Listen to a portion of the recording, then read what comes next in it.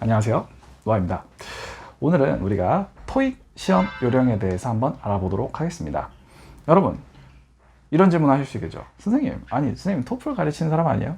에이, 무슨 토익 시험이에요? 이걸 제가 왜 갑자기 말씀드리냐면, 우선 첫 번째, 저도 토익을 가르친 적이 있습니다. 두 번째, 꽤 잘 가르쳤어요. 오늘은 제가 말씀드리는 거는 그냥 순전히 제 경험에서, 그리고 제가 가르치던 부분에서 일부 발췌를 해온 것이니 꼭 잘 들어주시면 여러분들 토익 시험 점수가 150점, 200점 오를 수 있다. 아시겠죠? 자, 우선 첫 번째는 여러분들이 시험 응시 전에 어떻게 하셔야 되는지를 잠깐 말씀을 드리도록 하겠습니다. 첫 번째로, 여러분들이 만약에 운전을 해서 가신다 하면은 이 시험장마다 주차가 되는 곳이 있고 안 되는 곳이 있어요. 그러면 막상 여러분들이 시간을 좀 빠듯하게 가셨을 때 주차가 되는 줄 알았는데 안 되더라 이러면 난처하겠죠. 그죠? 예, 막 시험장 같이 뛰어가야 되는 일이 생길 수도 있고, 심지어는 차를 뭐 제대로 잠그지도 못한 채 시험장에 들어가는, 그러면 걱정돼서 시험을 제대로 보겠냐고. 그러니까 주차 여부를 먼저 꼭 확인을 하자는 거예요. 주차 여부를 확인을 하자. 그리고 두 번째로는 아침 식사를 좀 하자. 아시겠죠? 이게 시간이 꽤 길죠. 2시간 한 15분 정도는 봐야 되는데, 근데 이제 그게 또 뭐 앉아서 그 방송 듣고 그 시험지 나눠주고 뭐 설명하고 답안지 먼저 쓰고 뭐 하는 시간까지 다 하면은 아마 한 3시간 정도로 생각을 하실 수도 있단 말이에요. 그게 긴 시간이고, 그때 여러분들이 체력이 있어야 되는 거지, 체력이. 그래서 그 체력을 가지고 비축을 해두자. 아침을 꼭 먹자. 아시겠죠? 그리고 세 번째로는 필기도구를, 그리고 신분증을 잘 확인을 하자. 필기도구는 그렇다 치고, 왜냐면은 뭐 다들 필통은 하나씩 가지고 있고 뭐 이렇게 빌려줄 수도 있어요. 그러니까 그 감독관한테 제가 안 가져왔는데요 하면은 거기서 뭐 이렇게 다 빌려준단 말이에요. 그런데 시험분증을 안 들고 간다는 건 이거는 어떻게 안 됩니다. 아시겠죠? 그래서 무조건 신분증은 전날 챙겨두자. 아시겠죠? 그래서 응시 전에 몇 가지 요령을 말씀을 드렸고요.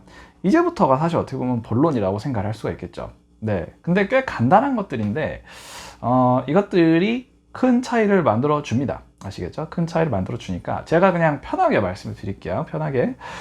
자, 우선 파트 1이 됐습니다. 파트 1이 몇 문제인지 여러분 다들 알고 계시죠? 제 기억으로는 6문제 정도 나오는 것 같은데, 이게 파트 1이 사진이 나오고, 그리고 어떤 일이 일어나고 있는지를 여러분들이 답안을 고르는 게 문제의 유형이죠. 이 문제를 여러분들이 풀이를 하실 때는요, 첫 번째 팁을 먼저 드리자면, 우선 사진을 좀 넓게 보시자 라는 걸 말씀을 드리고 싶어요. 사진을 넓게 보자는 거는 사진을 이렇게 보다가 이렇게 보자, 뭐 이런 개념이 아니라, 어떤 개념이냐면 사진에 있는 여러 가지 요소들을 다 주의 깊게 보자는 거예요. 예를 들어서 뭐 사람이 여기 있고, 뭐 저기 위에 주전자가 있고, 이 밑에는 전기 콘센트가 있고, 이런 식으로 사물이 여러 가지가 있을 수가 있거든요. 그 사물 여러 가지가 뭐가 있는지, 그리고 어떤 부분에서 답안이 나올 수가 있을 것 같은지를 미리 좀 보자는 거예요. 그래서 스캐닝을 좀 하자. 아시겠죠? 두 번째는 리스닝이 나올 때는 항상 필기 도구를 그 답안지든 아니면 여러분들이 시험지든 갖다 두고, 거기에서 이제 그게 A번이 나올 때 A에 갖다 뒀다가, B번이 나올 때 B에 갖다 뒀다가, C번이 나올 때 C에 갖다 뒀다가, 그래서 항상 맞다라는 확신이 들 때 바로 체크를 할 수 있게 여러분들이 준비를 해 놓으셔야 됩니다. 아시겠죠? 다 듣고 나서 나중에 다시 생각을 하려면은, 이게 문장도 생각보다 짧고 나오는 속도도 생각보다 짧기 때문에, 굉장히 생각보다 빠르기 때문에 이거를 그냥 가만히 듣고 한 2초 정도 생각을 하면은 그 다음에 늦을 수 있단 말이에요. 그래서 맞다고 확신이 들면은 바로 체크할 수 있게 준비를 항상 해두시는 게 제일 좋습니다. 아시겠죠? 세 번째로는 여기서 나오는 진행형 동사를 잘 확인을 하자입니다. 진행형 동사 같은 경우는 이제 지금 이게 진행형인지 현재인지에 따라서 이 행위가 일어나고 있다, 아니면은 지금 일어난 상태다, 아니면은 일어나기 전이다, 뭐 이런 것들을 가지고 가늠을 하실 수가 있어요. 그래서 이게 시제를 잘 확인을 해야 되는데, 특히나 이제 진행형이면은 그 행위가 되고 있는 것이다 라는 게 여러분들 머릿속에 확신이 들어야 그 진행형도 정답이 될 수가 있는 거거든요. 그래서 시제를 잘 확인을 하자. 자, 네 번째 팁은 뭐냐면은 바로 여기서 여러분들이 위치 전치사를 잘 확인을 하자는 거예요. 무엇이 어디에 놓여 있다, 아니면 무엇이 어디에서 어쩌고 있다라는 것을 전치사를 같이 쓰면서 나오는 경우가 많은데, 그 전치사가 잘못되게 나온다라고 하면 여러분들이 바로 또 제껴낼 수가 있는 거죠. 여기서 전치사를 잘 듣자는 전치사를 미리 잘 알고 있어야 되겠죠. 그래서 위치 전치사는 여러분들 이렇게 막 그 정육면체에다가 이렇게 올려놓고 안에 넣고 하면서 알려주는 그런 책의 내용들이 있잖아요. 네, 그거를 잘 확인을 하시고, 사실 전치사에 대한 내용은 네이버만 검색을 하셔도 엄청 많이 나오니까 여러분들이 쉽게 아마 찾아보실 수 있을 거라 생각이 됩니다. 자, 두 번째 파트 2 시험 요령입니다. 파트 2가 사실 어떻게 보면은 요즘 같은 경우는 리스닝에서 제가 느꼈을 때는 난이도가 가장 높다라고 생각이 되는 부분이었어요. 왜냐하면 사실 그 길이도 짧고 막상 그 문장을 스크립트로 놓고 보면은 그렇게 어렵지 않은 시험일 것 같은데, 뭐가 어려웠냐? 가끔 웅얼거리는 약간 그런 소리가 들린단 말이에요. 그러면 리스닝 스크립트가 제대로 나오지가 않은 거 같이 이렇게 들리고, 여러분들이 그 스크립트가 딱 머릿속에 떠오르지 않을 수가 있단 말이에요. 네, 그래서 그런 부분 때문에 저는 좀 힘들었던 것 같은데, 뭐 이런 부분에 대해서도 사실 대비가 되어 있어야 뭐 응시자라고 할 수는 있겠죠. 뭐 이게 발음 문제가 아니라 약간 그 자음이나 모음의 소리가 그 방송 소리에 묻혀가지고 스크립트에 잘 안 들릴 수가 있거든요. 그래서 그런 부분에 대해서 여러분들이 대비를 해 놓는 게 좀 필요할 것 같습니다. 아시겠죠? 막 학원 교재 같은 거 사면은 그거는 음성이 다 똑바로 녹음이 돼 있는데, 이게 뭐 아무래도 여러분들 시험 보시는 장소가 뭐 초등학교, 중학교, 뭐 고등학교 이런 데서 보시다 보니까 그 안에 있는 방송 시스템이 사실 우리 학교종 올리는 그 시스템이랑 똑같으니까 막 크리스탈 클리어하진 않을 수 있단 말이죠. 그래서 이런 부분에 좀 훈련이 돼 있자, 이게 첫 번째인 것 같고요. 그리고 두 번째로는 거기서 주는 대명사에 주의를 하자는 겁니다. why라고 하거나 when이라고 하거나 who라고 하거나 where이라고 하거나 이런 것들이 다 뭐예요? 정답의 직접적인 힌트가 되는 것이죠. 그래서 대명사를 반드시 잘 듣자. 아시겠죠? 자, 그리고 세 번째 같은 경우는 항상 답이 나오면 바로 체크를 할 준비를 해놓자입니다. 이거는 사실 근데 모든 리스닝이 다 똑같아서 이거는 그냥 넘어갈게요.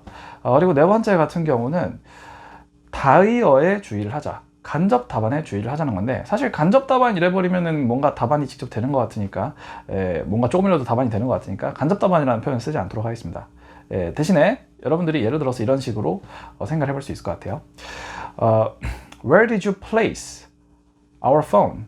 이러면 이제 폰을 어디에 놨냐라는 식의 질문이 되는 것이죠. 예를 들어서 A, 뭐 on the table 이래버리면은 어디에 놓느냐라는 거니까 맞죠. 근데 B, 예를 들어서 이런 게 나올 수 있을 것 같아요. At the Lincoln's Auditorium 이런 식으로 나오면, Lincoln's Auditorium은 이제 그 place라는 단어가 장소라는 뜻을 가지고 있기 때문에 이게 사실 놓다가 아니라 장소가 돼버리고, 장소에 그 딱 봐도 그 집안에서 폰을 놓지 않을 것 같은 그런 장소가 나온다고 칠게요. 이런 식으로 이제 뭔가 이런 다이어들을 가지고 아니면 단어의 제2 의미를 가지고 이렇게 문제를 출제하는 것들이 많았던 것 같습니다. 그래서 그런 것들을 좀 유의를 하셔야 될 것 같아요. 자, 파트 3 노하우입니다. 파트 3 같은 경우는 좀 갑자기 확 지문의 길이가 길어지죠. 그래서 여러분들이 이게 제일 어렵다고 생각을 하실 수도 있는데, 막상 사실 오히려 여러분들이 만약에 잘 하신다면 파트 2가 아마 좀 어려우실 거고, 파트 3랑 4는 그 나름 길게 이렇게 뻗어져서 나오기 때문에 집중만 잘 하시면 충분히 다 잘 하실 수 있을 거라고 생각이 돼요. 근데 여기에서 아무래도 그 응시 요령을 잘 모르시면 여러분들이 점수를 까먹기가 좀 쉽겠다라고 생각이 좀 되었습니다. 자, 이렇게 답안지에 있던 연필을 어디로 가져가느냐? 문제지로 가져갑니다. 아시겠죠? 문제지로 가져가서 보셔야 돼요. 자, 이제 문제지가 앞에 보이고 먼저 무엇부터 하셔야 되느냐? 첫 번째, 문제를 좀 미리 보자는 거예요. 일단은 모든 문제를 다 볼 필요는 없어요. 지금 이 스크립트가 나오는 부분에 해당하는 문제, 세 문제가 나오시죠. 그래서 한 지문당 세 문제씩 나오잖아요. 그러면 한 문제에서 뭘 요구를 하는지를 미리 좀 봐놓고 그 다음에 그걸 들으면 훨씬 더 쉽다는 거예요. 네. 그리고 그거는 항상 순서대로, 그러니까 지문이 이렇게 있으면은 지문에서 1, 2, 3 이런 식으로 나오니까, 여러분들이 항상 순서대로 나오니까 갑자기 뭐 3번에서 해당하는 내용이 처음에 나오면 어떡하지, 이런 걱정은 안 해주셔도 될 것 같아요. 100% 그 순서대로 나오니까 그 순서대로 여러분들이 따라가셔야 됩니다. 그리고 두 번째로, 항상 뭔가 비슷하거나 똑같은 단어가 지문에서 있는 게 그 보기의 답안에도 있거든요. 그 단어를 잘 듣고 거기서 비슷한 단어가 들리면 바로 그걸 그냥 체크를 하자. 잘 모르시면 특히 그렇고요. 잘 아셔도 아마 대부분은 이게 정답일 겁니다. 답안지가 아니라 문제지에 체크를 하셔야 돼요. 왜냐면은 답안지에는 이 보기가 뭔지가 안 써져 있는데, 문제지에는 그 보기가 뭔지가 정확히 써져 있단 말이죠. 그래서 이 문제지에서 여러분들이 미리 좀 딱 체크를 하고 그 다음에 가자는 거예요. 아시겠죠? 그 다음에 가자. 이제 그리고 나서 나중에 답안지 체크를 하는 거죠. 이게 뭐 예를 들어서 그 대화 지문이든 아니면은 뭐 강의 지문이든 이거 다 끝나고 그 다음에 넘어가는 그 시점 있잖아요. 살짝 텀이 있단 말이죠. 그 살짝 텀 사이에 뭐 답안지 슉슉슉 체크를 하는지 이런 식으로 하셔야 되는 거예요. 아시겠죠? 그래서 항상 요약을 하자면은 첫 번째, 먼저 문제를 좀 보자. 두 번째, 비슷한 단어 들리면 그걸로 바로 체크하자. 세 번째, 순서대로 하자 이겁니다. 아시겠죠? 그리고 파트 4 같은 경우는 사실 파트 3랑 대부분 비슷한 노하우가 적용이 되는데요. 근데 이제 한 가지 좀 다른 점이 있다면 남자와 여자의 어떤 화자의 성별이 이렇게 구분이 되지는 않는 것 같아요. 그래서 이 화자의 성별을 여러분들이 구분할 필요는 없고, 대신에 이제 뭐가 나오기 시작을 하냐면 뭐 차트나 아니면 뭐 표, 그림 뭐 이런 거 나오기 시작을 하죠. 이런 것들은 여러분들이 항상 막 필기를 하시려고 하시는 분들이 계신데, 그 필기가 아니라 동그라미, 선, 하이라이트 뭐 이 정도로 맞히셔야 됩니다. 아시겠죠? 그래서 너무 필기하는데 시간 쓰지 마시고, 그러다가 이제 나중에 뒤에 나오는 내용을 못 듣거든요. 그래서 그림이나 이런 게 나오면 어떻게 하자? 항상 체크, 하이라이트 등만 하자. 그리고 여러분들이 보자는 거예요. 아시겠죠? 계속해서 파트 5를 보도록 하겠습니다. 사실 옛날에는 제가 이제 신토익 나오기 전에는 이 파트 5가 어떻게 보면은 정말 영어를 잘하는 친구들한테는 좀 어떻게 보면 지옥의 파트 5였는데, 꼭 한 문제가 이제 사람 머리를 아프게 하는 문제가 있었단 말이죠. 네, 뭔가 문맥상 아니면 문법상 꼭 둘 다 될 것 같은 문제가 하나씩은 꼭 나왔는데, 그것 때문에 저도 이제 980, 985 몇 번을 찍다가 그 다음에 990을 찍게 된 그런 생각이 갑자기 나네요. 뭐 어쨌든 다시 돌아와서 이 파트 5는 뭐 제가 봤을 때는 좀 쉬웠어요. 제가 봤을 때는 좀 쉬웠고, 전체적으로 만약에 이 수준에서 크게 벗어나지 않는다면은 이전보다 문제 수도 줄었지만 훨씬 더 쉬워졌다라고 생각이 됩니다. 네, 일단은 파트 5 같은 경우는 크게는 옛날만큼 이제 다양한 문법이 나오진 않아요. 여러분들이 기본적으로 뭐 대형학원, 무슨 커스 이런 학원의 어떤 책을 처음부터 끝까지 잘 익혔다면 사실은 전혀 문제가 없을 만한 그런 부분들입니다. 근데 제가 느끼기에 이제 특히나 출제가 많이 되는 부분은 사실 문맥상은 단어만 알면 될 것 같고, 문법상은 품사의 구분과 시제의 구분, 이 두 가지가 좀 큰 출제 포인트였던 것 같습니다. 그래서 품사와 시제 이 두 가지를 좀 잘 익혀두자. 이게 이제 파트 5에 대한 어떤 전언이고요. 파트 5 같은 경우는 그냥 보시는 대로 바로바로 이제 답안지 표기를 하시는 걸 추천드려요. 이게 답안지 표기 같은 경우는 또 나중에 하면은 많이 힘들거든요. 그러니까 이게 또 문제수가 많잖아요. 5월말 카드는 또 이거 동그라미 잘 쳐야 된단 말이지. 이런 거에 또 익숙하지 않으실 수 있으니까 파트 5는 풀자마자 바로바로 좀 하시자. 아시겠죠? 자, 파트 6로 넘어오면 파트 6는 그냥 기본적으로 처음부터 읽으시는 걸 추천을 드리고요. 파트 6 같은 경우는 또 거기에 들어갈 내용이 사실 문법적으로 올바르다 이런 걸 테스팅하는 것도 있었지만, 이 문맥상 어떤 표현이 들어가야 된다가 좀 더 문제 비중이 더 컸던 것 같습니다. 그래서 사실 그 문장만 봐도 충분히 고를 수 있는 답안들이 많이 있었지만, 위에서부터 내려와야 이제 아무래도 문맥이 파악이 되고, 그리고 여러분들이 이 상황에서 뭐가 적합한 표현이고 어휘인지를 잘 판단을 하실 수 있을 거다라는 생각이 들었습니다. 아시겠죠? 자, 파트 7, 대망의 파트 7이죠. 네, 이번에 보니까 이제 리딩 파트 7이 비중이 매우 커졌더라고요. 정말 커졌습니다. 그래서 아무래도 그 문법에는 강하지만 독해에는 약한 분들이 계실 거예요. 한국에서 영어 공부하다 보면 그런 일이 자연스럽게 생기는데, 그런 분들이 좀 고전을 많이 하실 것 같다라는 생각이 좀 들었어요. 파트 7 같은 경우 먼저 말씀을 드리자면, 우선 첫 번째는 이게 항상 이것도 순서대로 나오더라고요. 그러니까 항상 왼쪽부터 오른쪽으로 사람이 읽어 내려가잖아요. 우리나라 사람들은 모든 문제의 순서가 이렇게 왼쪽부터 오른쪽으로 가지 오른쪽부터 왼쪽으로 가지를 않더라. 이걸 먼저 아셨으면 좋겠습니다. 왜냐면은 가끔은 이제 이게 너무 길거든요. 너무 길어서 여러분들이 이걸 다 보기 힘들어하는 경우가 있는데, 이게 만약에 그래서 오락가락 하면 시간이 더 오래 걸리겠죠. 그러니까 항상 왼쪽부터 나오니까, 만약에 지금 바로 오른쪽에서 봤을 때 어차피 안 나올 것 같으면 그냥 왼쪽부터 보자는 거예요. 오른쪽부터 나오는 경우는 잘 없습니다. 항상 순서대로 나온다. 순서대로. 아시겠죠?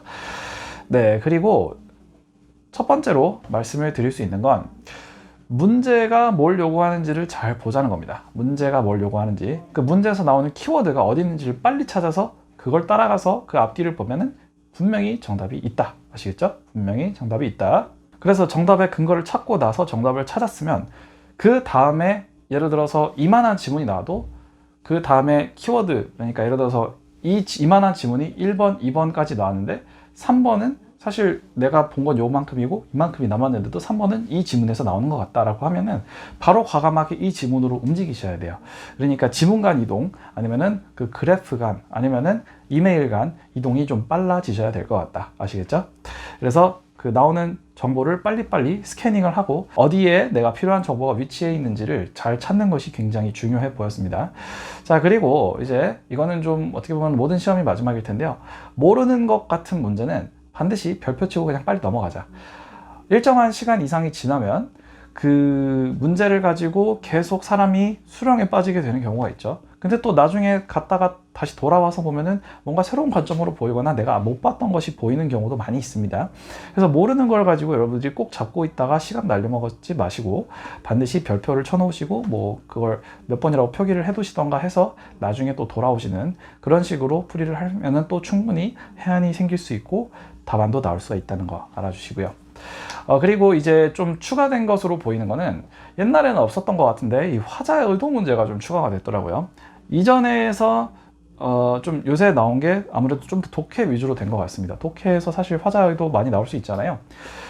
화자의 의도 같은 경우는 항상 이건 제가 토플에서도 말씀을 드리는 건데요. 그 언급한 부분이 이 지문에 어디 있는지를 반드시 빨리 찾아내시고 거기 심지어 또 어디서 나오는지도 다 이렇게 알려주더라고요. 뭐 paragraph 몇에 뭐 무슨 몇 줄 몇 번째 줄 이렇게 나와 있던데 뭐 이런 거 같은 경우는 좀 솔직히 쉽죠. 그래서 빨리 찾아서 그 앞 문장과 뒷 문장 플러스 하나씩 해서 읽어주시면 여러분들이 그 흐름을 잘 보시면은 이게 뭐 예시가 될 수도 있고 강조가 될 수도 있고 뭐 아니면 부연 설명이 될 수도 있고 반박이 될 수도 있고 역접이 될 수도 있고 반전이 될 수도 있고 뭐 여러 가지 어떤 케이스들이 있어요. 그 문맥에 따라서만 골라주시면 되는데 이 화자의 의도 문제는 항상 어떤 시험이든 그 보기를 처음부터 끝까지 잘 보는 게 굉장히 중요하다는 거 잘 알아주세요. 아시겠죠?